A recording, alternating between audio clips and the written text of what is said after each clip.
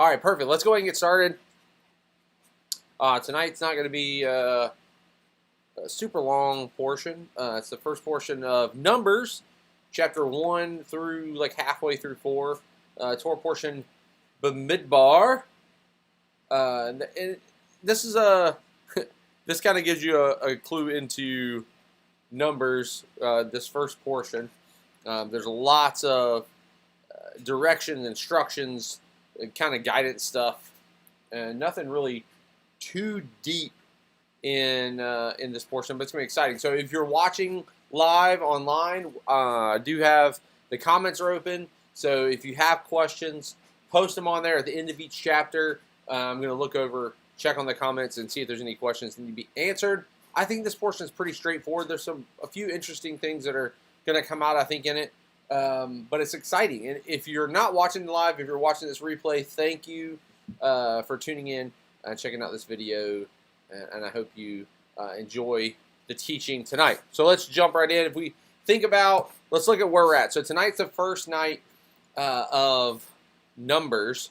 So we've already gotten through really 2/3 of the Torah. We've gotten through Genesis, Exodus, Leviticus. We've seen the journey from creation through Abraham, Isaac, Jacob, Moses rising up to bring the children of Israel out of Egypt, brings them to Sinai, gets the Torah written down, and so far that's what we've seen. We've seen this continual process of Yah taking his instructions and laying them out for them so that when they get into the promised land, they will be blessed, that everything will go well with them.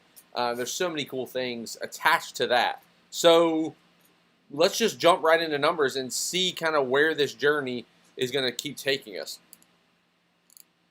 So Numbers chapter 1.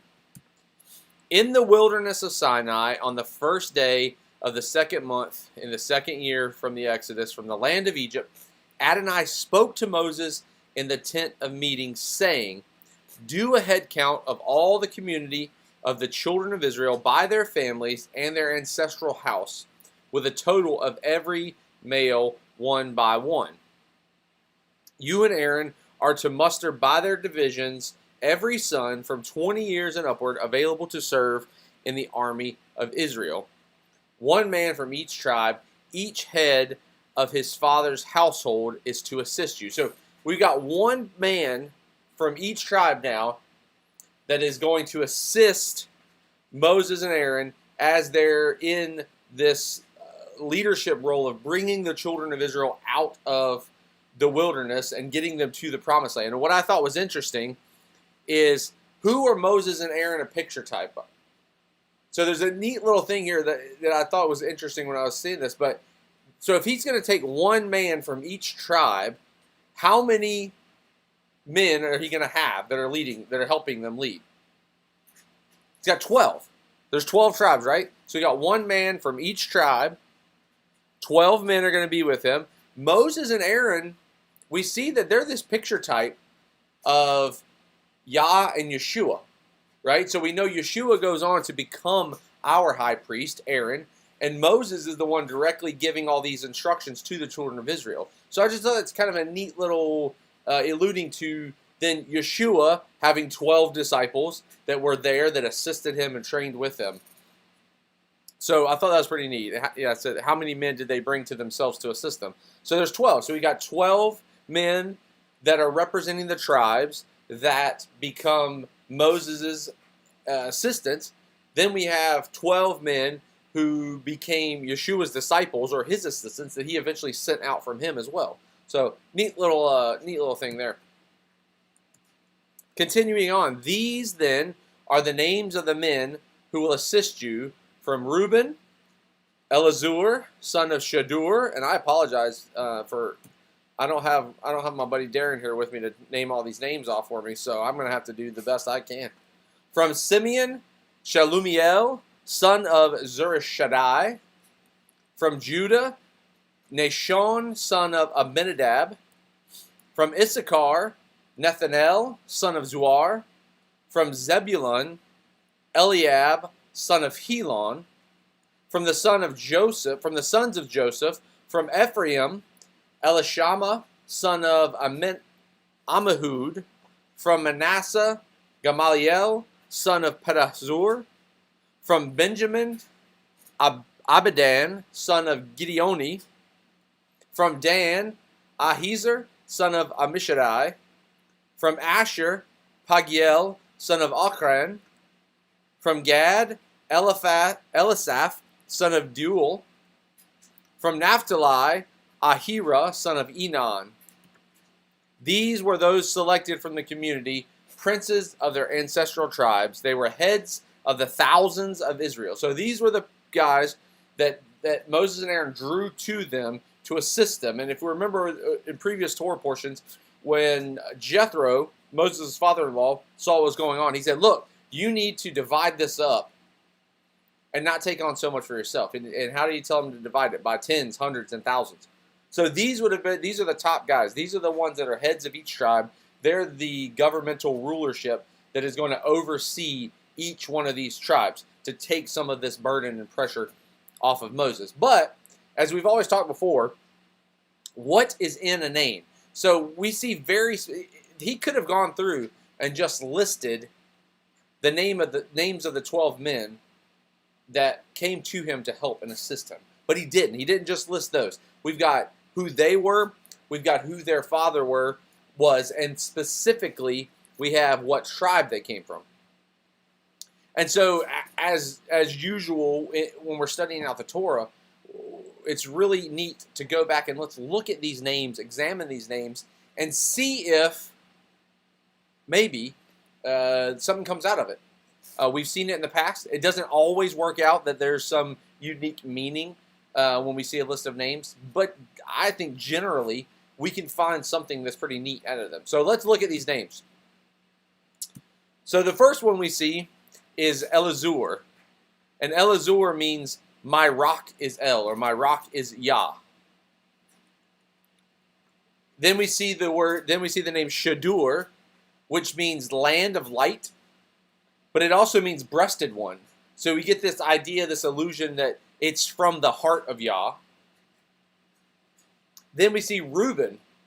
Reuben means behold a son, or to see a son. So if we take these three names and kind of tag them together, we kind of get this neat little sentence of a son will come from the heart of Yah and become the rock of El. That's just in those three names. So I was like, oh, okay, that's pretty cool. When I saw that, I was like, I got to keep going. Let's keep going. So let's look at the next step. The next one is Shalemiel, which means Shalom of El, or the peace of Yah. Shaddai means the Almighty is my rock. And Simeon, the tribe that he was from, comes from the root word Shema, which we know from studying out so far. We know this Hebrew word Shema means to hear and obey. So when we take these three, let's kind of take these three. And again, these little sentences, this is just thus saith Daniel. This is not thus saith the Lord. These are just a neat way to look at the way these names are structured in Scripture. But if we look at it, I will hear and obey the Almighty, and the rock will bring peace. I was like, that's so cool. So it's so neat to study these names out and see, like, the combinations definitely have meaning. So when you put them all together, let's look at the next one. So this one gets interesting. Neshon means serpent. Aminadab means noble kinsman. And Judah, when I started studying out Judah, we all know that Judah means praise. So it's what we always hear. If you look it up, the basic meaning of Judah means praise. But the root word of Judah, which is yada, actually means to throw down. So put these together. They will throw down your kinsman as if a serpent. And it made me think of all the stories of Yeshua. When Yeshua came to earth, it says that he came unto his own, and his own received him not. And they basically cast him down as if he was a serpent. Like, they treated him as if he was a heretic. They treated him as if he was sent from Satan. And so I thought that was interesting that we're seeing these little stories play out that kind of point us to Yeshua. Next, Nethanel. The name Nethanel means given of Yah. The name Zuar means little one. And Issachar means to bring a reward. Now check this out. When I put these together, I was like, this is pretty neat. Remember, we're always looking for where is Yeshua in the Old Testament, right? We know that Yeshua has been from the beginning, and all things have been, and he was there at creation, and we can see him all throughout Scripture, right? These three names. He will bring a reward in the form of a little one given of Yah. And we know that Yeshua came as a baby and was born into this earth as a gift. He was given of Yah. Yah sent him to this earth for us. All right, next one. Eliab means Yah is father. Helon means strong, valiant, or capable. And Zebulun means to dwell. So let's smash these all together like we've been doing. I will dwell with strong, capable men, be their father, and adopt them as sons. And that's the message. That is what it's all about. We've talked about, the Hebrew word shachan tavek, that Yah that's his entire goal from the beginning of creation, is to dwell among us, to dwell with us. And he wants to be our father. He wants to adopt us and call us sons. Amihud means people or kinsmen of splendor. Elishama means Yah has heard, and that's that word there at the end is the Shema. So it's Yah has heard. So we've been called to Shema, and this name means that Yah has heard. Yah has Shema'd. And then he came from the tribe of Ephraim, which means double fruit, but it can also mean covering, which I thought was pretty interesting. When you put these together, I will cover you, hear your cry, and create a people of splendor. And isn't that, that's the story of the Exodus right there. He heard them, he covered them, he brought them out, and he created a people of splendor. The word splendor can also mean favor. And so it's neat to think about the fact that throughout we see in the Torah that it's written that why did God give the instructions that he gave? So that other nations would see and think highly of the children of Israel. So that I thought it was neat that he would create a people of splendor. The next one is the name Gamaliel, and it means the reward of Yah. Then, excuse me, his father was Pedazur, which means the rock has ransomed or the rock has delivered. And then Manasseh, the tribe they came from, what means causing to forget. So smash these up again. Let's look at the prophetic picture here. Yah will deliver you, but you will forget him. What did he basically prophesy to Moses was going to happen when they got into the promised land? He was like, look, don't do this with the other nations, or you're going to forget me. We're going to see, as we get into Deuteronomy, we're going to see this theme repeat itself. That they got comfortable, they got complacent, and they wound up forgetting Yah. So he delivered them, but they forgot him.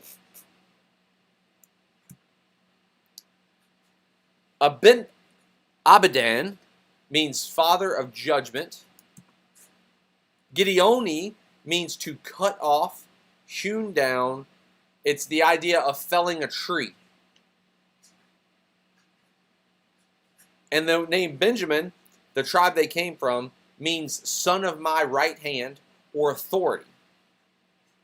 So when we think of this, my son in my authority will cut off, fill in the blank, and become the father of judgment.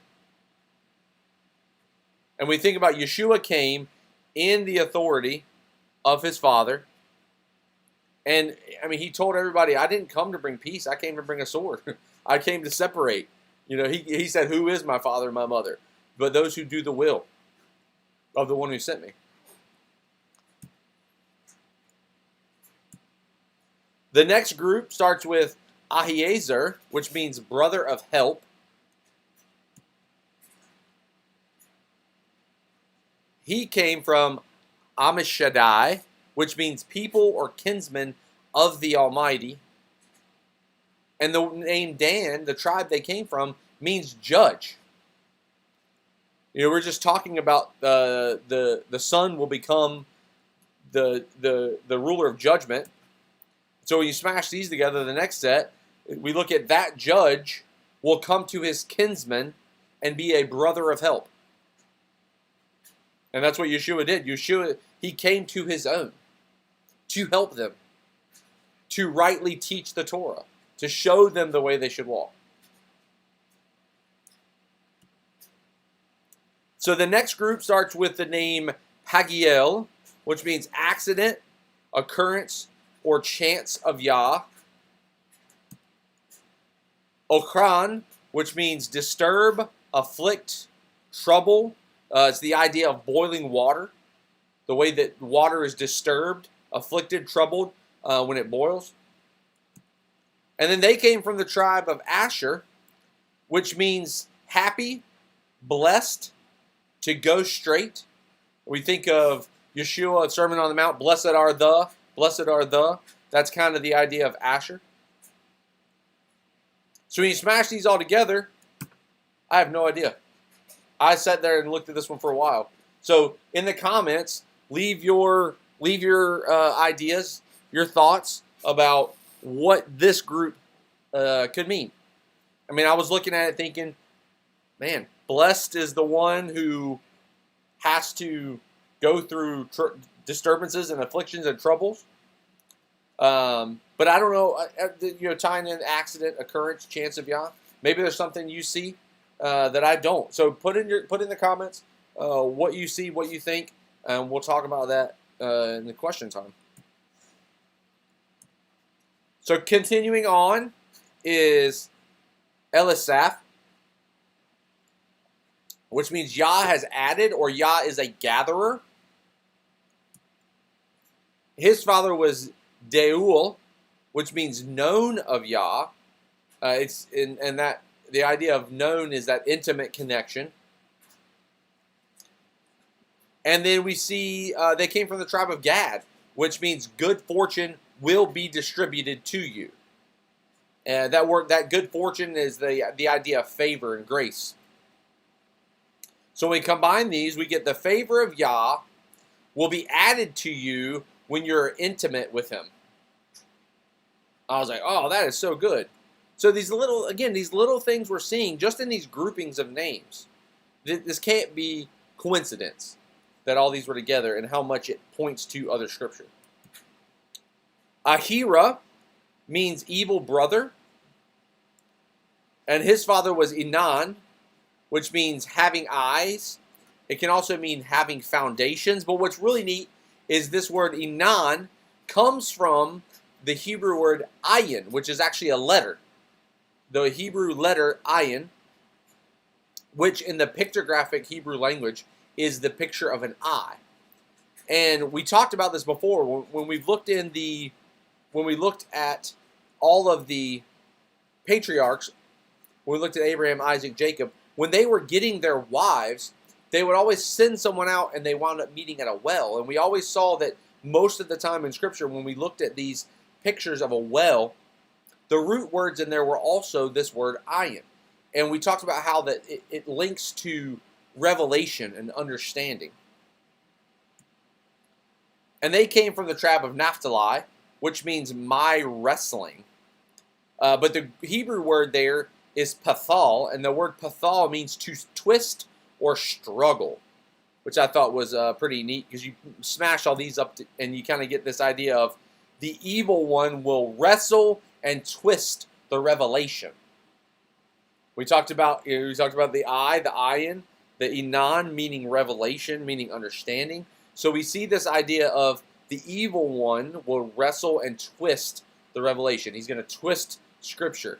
And how many times do we see that as we get closer to what we know as end times? When we get closer to Yeshua's return, the evil one twisting revelation and understanding is just going to continue and get bigger.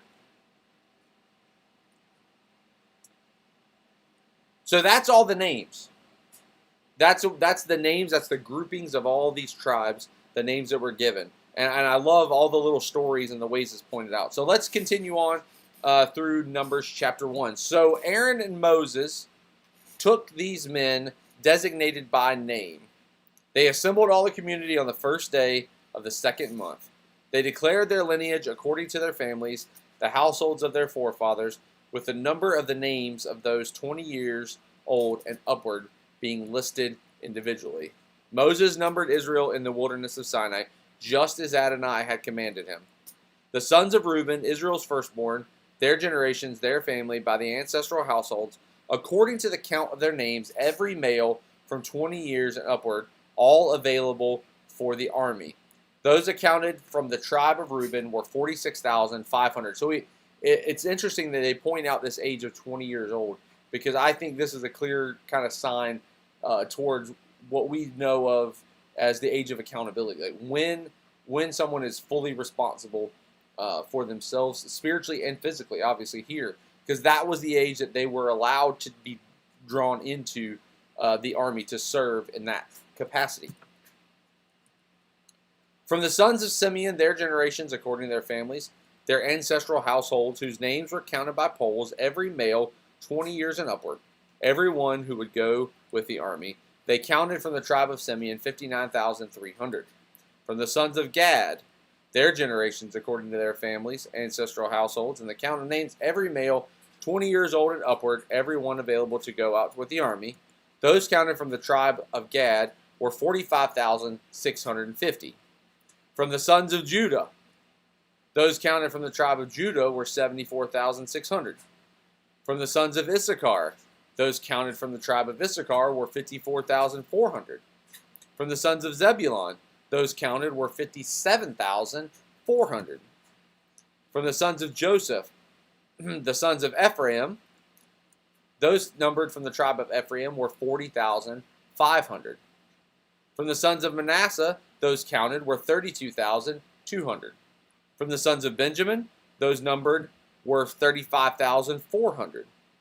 From the sons of Dan, their generations by their families and their ancestral households, by the number of everyone 20 years old and upward that would go with the army, those numbered from the tribe of Dan were 62,700. From the sons of Asher, those counted were 41,500. From the sons of Naphtali, those counted were 53,400. These were the ones numbered. Moses, Aaron, and the princes of Israel counted them. Each of the 12 men represented his ancestral house. So all those counted from the children of Israel according to their ancestral houses, from 20 years old and up, all able to go out with the army in Israel. All of those who were counted totaled 603,550. So that's 603,000 men capable of going out into battle. That's a pretty good sized army. I always think of the children of Israel being some small, weak community going up against these other nations. But an army of 600,000 people, that's a pretty good sized army to be able to take over places and to be able to defend yourself. And also, if you think, we're going to get to this in a minute, if you think about how they're camped out, all of these different men are on different sides of the camp. So it's a very, very well protected way for them to travel through the wilderness and the desert. The Levites, however, were not counted by the tribes of their ancestors, for Adonai told Moses, saying, "Definitely you are not to number the tribe of Levi, nor take the sum of them along among the children of Israel. Instead, you are to appoint the Levites over the tabernacle of the testimony, over all its implements and all pertaining to it. They are to carry the tabernacle and all its utensils, tend to it, and camp around it. Whenever the tabernacle sets out, the Levites are to dismantle it. And whenever the tabernacle is pitched, the Levites are to set it up. But the commoner who comes near it must be put to death. Children of Israel will encamp, each man with his own camp, each with his own standard according to their divisions. The Levites are to camp around the tabernacle of the testimony, so that there will be no wrath unleashed on the community of the children of Israel. So the Levites are to maintain care of the tabernacle of the testimony. So the children of Israel did all that Moses commanded, so they did. Any questions on chapter 1? I think it's really interesting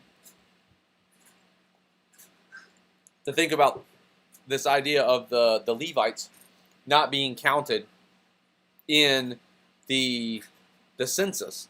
Because what was the census for? The census was for the army. That's the whole reason they were trying to decide who was available between those ages and that time frame, because they needed to know who was able to fight. Well, the Levites were not a part of that army. The Levites had their own set of duties to take care of the tabernacle, to defend the tabernacle, to protect it. So that's neat that he was able to separate them out. Let's see if anybody had any questions. No questions yet. All right. If you have any questions on chapter 1, leave them in the comments, and we'll get back to them in a second. So let's go on to Numbers chapter 2. Get my coffee. All right, Numbers chapter 2. Adonai said to Moses and Aaron, saying, Let each man encamp under his own standard among the banners of their ancestral house at an appropriate distance around the tent of meeting. Those camping on the east toward the sunrise will be the standard of Judah, according to their divisions. Nahshon and Amminadab is the prince of the sons of Judah. His division by their numbers is 74,600. Camping next to him shall be the tribe of Issachar. The prince of the sons of Issachar is Nethanel, son of Zuar. And these are the names that we just talked about. So he's recounting those and who's in charge. Theirs is 54,400. Next, the tribe of Zebulun. The prince of the sons of Zebulun is Eliab, the son of Helon. And their count is 57,400. All of those numbered to Judah's camp by their divisions are 186,400. They are to advance first. So when they get ready to leave, when they get ready to pick up, or when they're going into battle, the Judah's side of those three tribes are the ones that led first. And if you think about 186,000 men, excuse me, on that side, that's a good defense. If someone comes from that side, they're going to get met by 186,000 men. The standard of the camp of Reuben shall be on the south side by their divisions. The prince of the sons of Reuben is Elizur, son of Shadur. His division by their number is 46,500. Those camping next to them are the tribe of Simeon. The prince of the sons of Simeon is Shelumiel, son of Zurishaddai. His division by their number is 59,300. Next, the tribe of Gad. The prince of the tribe of Gad is Elisaph, son of Reuel. His division by their numbers is 45,650. All of those numbered to the camp of Reuben are 151,450. They are to set out second. Then the tent of meeting will move out with the camp of the Levites, which is in the middle of the camps, just as they were in camp, each person in his own place under his appropriate standard. On the west will be the standard of the camp of Ephraim by their divisions. The prince of the sons of Ephraim is Elishama, son of Ammihud. His division by their numbers is 40,500. Next to him is the tribe of Manasseh. The prince of the sons of Manasseh is Gamaliel, son of Pedazur.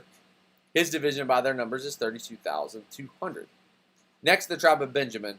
The prince of the sons of Benjamin is Abidan, son of Gideoni. His division by their numbers is 35,400. All those numbered in the camp of Ephraim are 108,100 by their divisions. They are to advance third. The standard of the camp of Dan shall be on the north, according to their divisions. Their number is 62,700. Next to him is the tribe of Asher. His division by numbers is 41,500. Next, the tribe of Naphtali. The prince of the sons of Naphtali is Ahira, and his division by number is 53,400. All those numbered to the camp of Dan are 157,600. They are to advance last by their standard. These are the numbers of the children of Israel in accordance with their ancestral households. All those counted according to their division are 603,550. However, the Levites were not counted among the children of Israel, just as Adonai commanded Moses. So the children of Israel acted in accordance with all that Adonai had commanded Moses. Thus they camped by their standards and set out, each man according to their families and their ancestral houses. So here is a couple of modern renditions, sketches of the idea of what this could have looked like. If you Google this and look, there's a lot of people that have different ideas of how this would have looked. Some of them have all the tribes straight out. Some of them have, like you see in this first picture, where they're kind of next to each other on the different sides. And then I like the right-hand picture because it kind of gives you an idea of what it could look like. I mean, there's all these tents. I mean, we think of it as these nice little neat packages. But I mean, there's millions of people. I mean, so they're all over, spread out, and you see how far back away from the tabernacle they would have gone in order to be able to make room for everybody in their camp. Any questions on chapter 2? Pause for just a second. See if anybody has any questions. Again, if you're watching this on the replay and not watching this live, please still leave a comment below, and we will definitely try to answer any questions that come up that you may have about what's going on.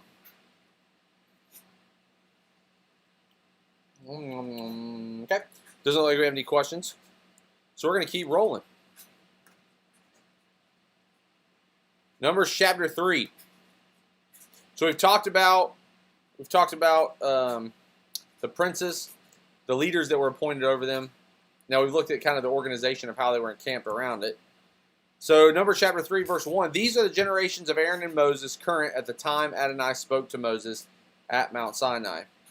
These are the names of Aaron's sons. So now we're going through Aaron's sons, and we're going to go through kind of more of the Levites, what's going on there. Nadab, the firstborn, Abihu, Eleazar, and Ithamar. These are the names of the sons of Aaron, that the anointed Kohanim or priests, whom he consecrated to be priests. But Nadab and Abihu died before Adonai for offering unauthorized fire before Adonai in the Sinai wilderness. They had no children. So Eleazar and Ithamar served as Kohanim under Aaron, their father. When Adonai spoke to Moses, saying, "Gather the tribe of Levi near, and appoint them to attend to Aaron the priest. They are to keep watch over duties for him and the entire community before the tent of meeting while performing the service of the tabernacle. They are to tend to all the implements of the tent of meeting and the service of the children of Israel while performing the services of the tabernacle. You are to give the Levites to Aaron and his sons. Out of the children of Israel, they are dedicated entirely to him. You are to appoint Aaron and his sons to maintain the priesthood. Any commoner who approaches must be executed." So it's interesting here in verse 7 that he says they are to keep watch over their duties and the entire community. So they're responsible to watch over the community, to watch over the tent of meeting, and to perform the services of the tabernacle. So, but this word keep, if you've been studying along with us, you know this word keep is so much more than just keep. This word keep means to guard, to protect. So if you think about that, what are we told to keep, guard, and protect? The commandments, the Sabbaths. There's so many things that we have this responsibility as well. That it's not just, oh yeah, that's cool, the Levites were doing that, they were keeping watch over. No, we are responsible now to keep over, to guard over. It really shows the seriousness of Yah's holiness and how he wants it to be handled. Then Adonai said to Moses, "See, I have taken the Levites from among the children of Israel in place of the firstborn who opened the womb among the children of Israel. The Levites will be mine, because all the firstborn are mine. In the day when I was striking down all the firstborn in the land of Egypt, I consecrated to myself every firstborn in Israel, whether man or animal, as mine. I am Adonai." Adonai spoke in the Sinai wilderness to Moses, saying, "Count the sons of Levi according to their ancestral house by their families, every male a month old and upward, you are to number them." So Moses numbered them in accordance with the word of Adonai, just as he was commanded. These were the sons of Levi by their names: Gershon, Kohath, and Merari. These then were the names of the sons of Gershon: Libni and Shammai. The sons of Kohath by their families were Amram, Izhar, Hebron, and Uzziel. The sons of Merari by their families are Mali and Mushi, I like that. These then were the families of the Levites by their ancestral households. To Gershon belonged the family of the Libanites and the family of the Shimeites. These were the families of the Gershonites. The number of every male 1 month old and upward who were counted was 7,500. And it's interesting here. Do we notice a little bit of a difference going on here? What's the age of the males that are counted now? It doesn't start at 20 anymore. Now we're starting at a month old. One, I think this is alluding to the fact that Yah claimed them as his own, because he said, I'm separating them. Instead of taking all the firstborns from all of Israel, I'm separating the Levites unto me. And now, instead of it starting at the age of 20, it's starting at the age of 1 month. So I think it really alludes to, yes, they may not have been of the age to serve in the military and serve in the army, but now, because they've been dedicated to Yah from birth, they have a responsibility to be in service to Yah.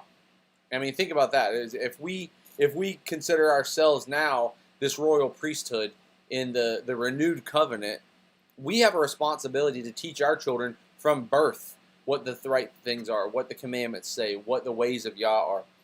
So I thought that was neat that he put that in there. It changed. For 20 years, now they're getting counted from 1 month old and upward. The Gershonites were to camp behind the tabernacle on the west. The prince of the ancestral house of the Gershonites was Elisaph, son of Lael. The duties of the sons of Gershon in the tent of meeting were the tabernacle, the tent, its coverings, and the curtain of the entrance of the tent of meeting. The curtains of the courtyard, the screens of the entrance of the courtyard around the tabernacle and altar, its ropes, and all related to its use.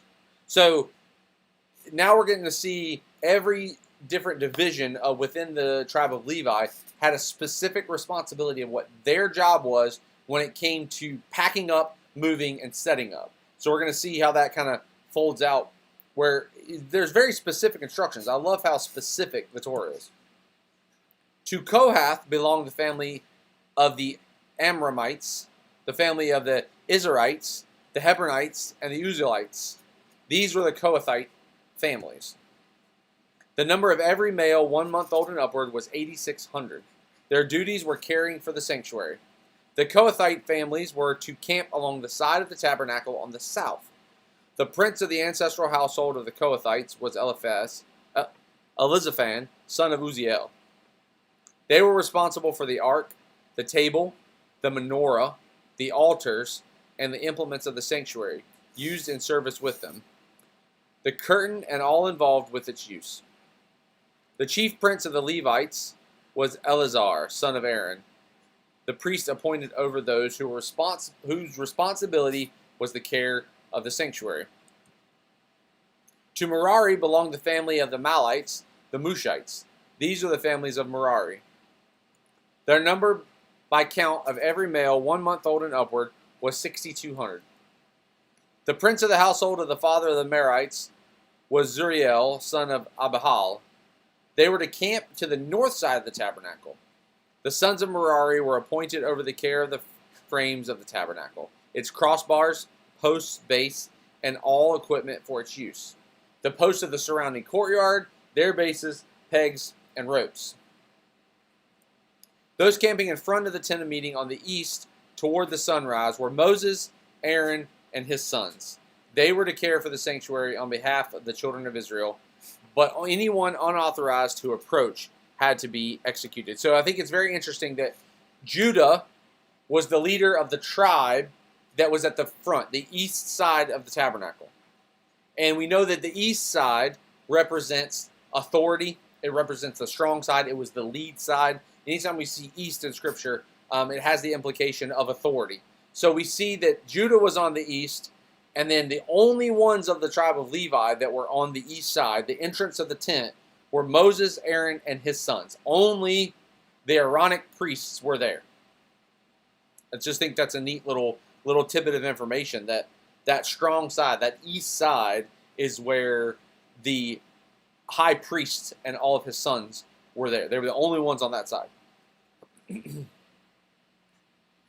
All the Levites counted by Moses and Aaron at the word of Adonai by their families, inclusive of every male 1 month old and upward, were 22,000. Adonai said to Moses, count every firstborn male of the children of Israel from 1 month old and upward, and make a list of their names. Set the Levites apart for me in place of all the firstborn of Israel, and all the livestock of the Levites, in place of the firstborn of the livestock of the children of Israel.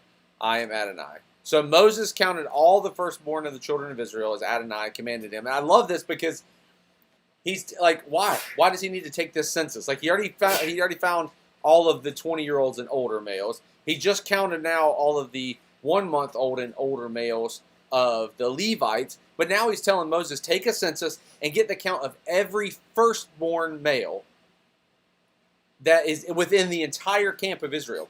And when I was thinking about this, I was like, oh, that makes sense, because the Levites became Yah's possession instead of the firstborn. So it's this idea of they were the names that he was getting, the count that he was getting was supposed to have been who had that role. But Yah instead took the entire tribe of Levi. So he's getting all the ones that should have been taken. And I just got this picture of having two lists next to each other. Here's the ones that should have, but they weren't. They got redeemed by the tribe of Levi. It's this neat little thing going on there. The sum total of the firstborn males of the children of Israel, 1 month old and upward, listed by name, was 22,273. Now wait a second. How many Levites were there? They got listed. How many male Levites were there? Does anybody remember? Let's go back. I'm going to go back to that screen. Let me go back one. Right there. All the Levites counted by Moses and Aaron, by their families, every male 1 month old and upward. So every male of the Levites was 22,000. And then the entire count for the total firstborn of the entire tribes of Israel was 22,000. Neat. And just in case you're looking at it, oh, there's a discrepancy. It's not exact. Well, numbers in Hebrew kind of get messed up sometimes. Their translations aren't always exact on the numbers. So the fact that it's that close, 22,000 and 22,000, it's pretty good. Again, Adonai spoke to Moses, saying, take the Levites in place of all their firstborn of the children of Israel, and the livestock of the Levites in place of their livestock. The Levites will be mine. I am Adonai. To redeem the 273 firstborn of Israel, exceeding the number of the Levites, you are to collect 5 shekels for each, based on the shekel of the sanctuary, which is 20 gerahs. Give the money for the redemption of the extra ones of the firstborn of them to Aaron and his sons. Hence, Moses collected the redemption money for those exceeding the number redeemed by the Levites. From the firstborn of the children of Israel, he collected silver weighing 1,365 shekels, according to the sanctuary shekel. Moses gave the redemption money to Aaron and his sons, just as Adonai commanded him, in accordance with the mouth of Adonai. So all of the firstborn of Israel got redeemed by the Levites, which is so neat, because it falls right in line in accordance with what we've already studied in Leviticus, what we already saw in Exodus, that the firstborn had to be redeemed. And so that was Yah's way of doing it, is I'm taking the Levites as your redemption for the rest of the children of Israel. Any questions on chapter 3? Let's go to the question board. See if we have any questions coming through. I don't see any yet.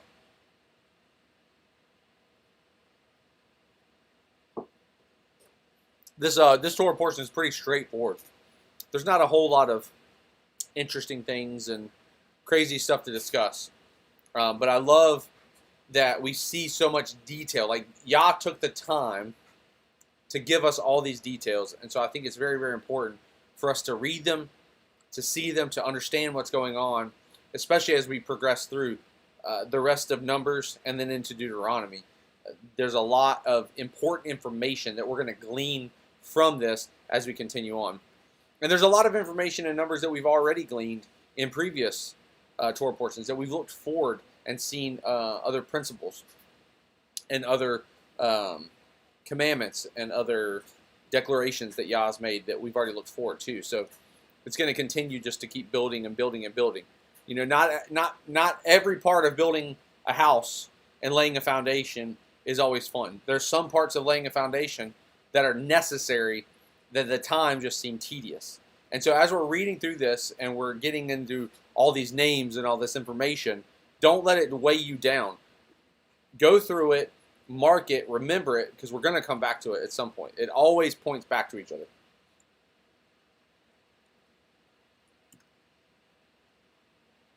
All right, 20 more verses, and we'll be through.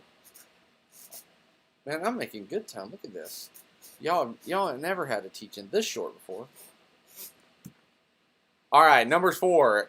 Verse 1, Adonai spoke to Moses and Aaron, saying, Take a census of the sons of Kohath from among the sons of Levi by their families and by their ancestral households. Everyone from 30 years of age to 50, all who come to serve, doing the work in the tent of meeting.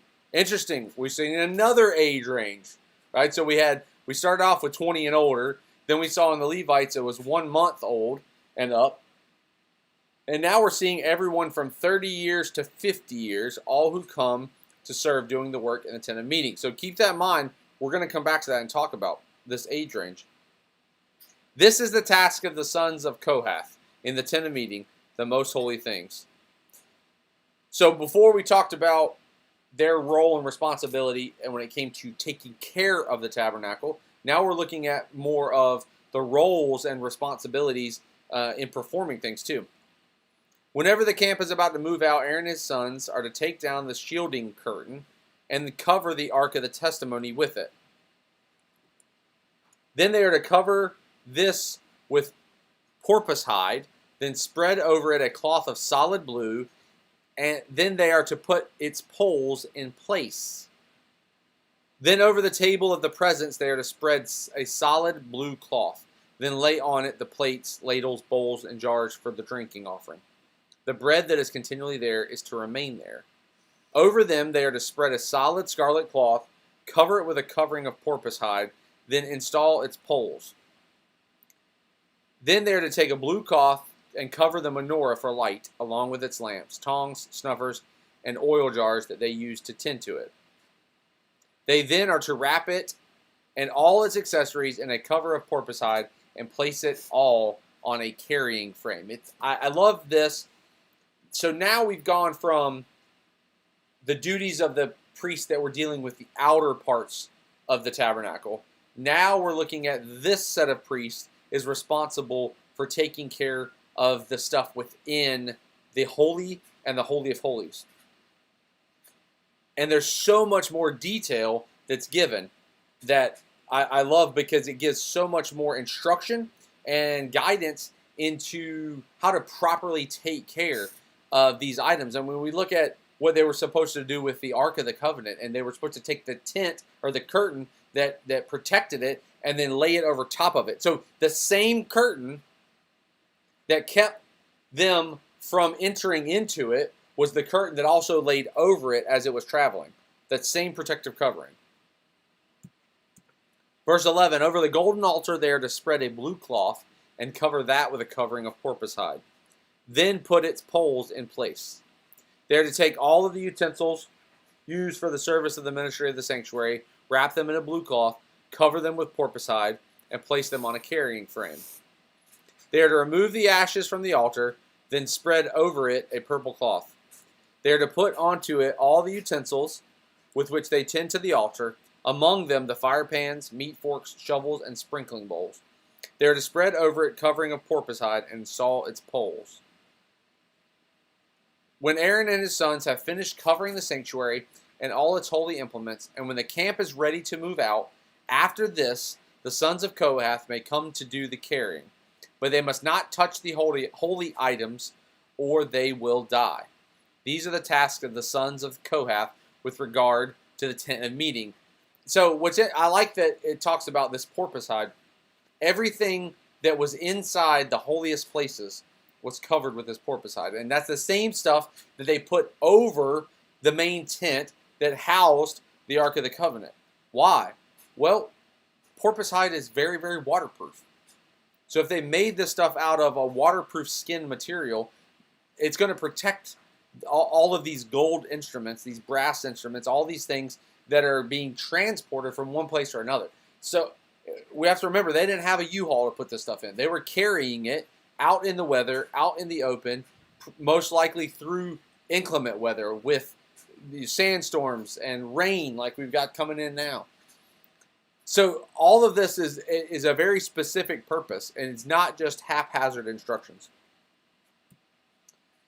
Verse 16, Eleazar, son of Aaron, the Cohen, will have charge of the oil for the light, the fragrant incense, the regular grain offering, and the anointing oil.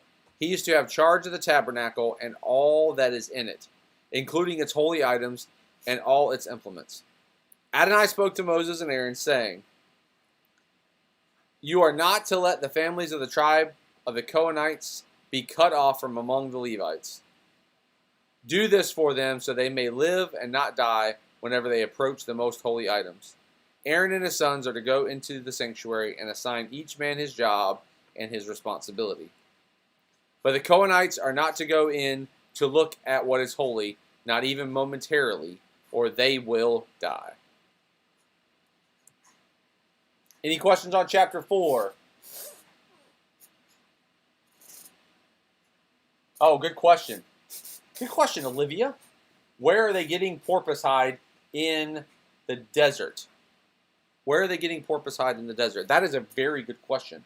And the one thing we have to know is if I'm not mistaken, the word porpoise there doesn't always translate as porpoise. I've seen some translations where they say seal, but it definitely was some sort of aquatic animal that would have had that layer of skin on them that they could use and tan the hide to have a waterproof covering. The best guess that people have is that it was something that came with them out of Egypt. That was a very, very highly sought after material, almost like silk. Like it would have been very, very useful for multiple purposes where they were living, not just not necessarily clothing, but for roofs and different things like that. So it most likely was brought out of Egypt with them, and they kind of gathered that together and used it when they were collecting materials for building the tabernacle. So Yah gave them the instructions and kind of set out the list of what they were going to need to build it with. So most likely that had something to do with that as well. That it was collected from what they brought out of Egypt with them. And what is it good for? Yes, what is it good for? I think I answered that question too. Is that it was waterproof. It would have been great for making a tent cover because you think about where they're at, a storm could come up very, very quickly, and they definitely would have gotten wet inside their regular tents. So most likely this would have possibly been a material that was covering the top of their tent where they slept so they didn't get wet in the night if it was raining. Good question, though. Very, very good question. Any other questions on chapter 4 or anything else that we've talked about? Pop them in the comments. And if not, that is Torah portion Bamidbar, in the desert. We're still in the desert. We're still in the desert. We're going to be in the desert for a while. We're getting final instructions now. Obviously, we're seeing how they were supposed to encamp, how they were supposed to move out, and we haven't had any instructions of this so far. So, which tells me that they haven't moved nowhere, and they haven't organized themselves into these divisions yet. So that's what's getting ready to take place as we continue on. We're going to see more of these instructions of this, and then we're going to start traveling. We're getting ready to move out, and the book of Numbers has some interesting stories. It's got some neat allusions to Yeshua from the New Testament, and when we get through this, we're going to have one more book, guys. I can't believe it's going so fast. So it's exciting. Is this my favorite? Is this my favorite book? It's my favorite book. No, actually, I will have to say we talked about this last week, and Numbers is definitely not my favorite book. I love all of the Torah, but I can't say in good conscience that Numbers is my favorite book because it's not. It's not. There's a lot of information in Numbers. There are some really cool stories though that we're going to go through and we're going to look at. I believe next week we're going to look at the Nazirite vow and some of that stuff and how that pertains. And we're just going to keep pushing through. So I'm excited, and we will see you guys all next week.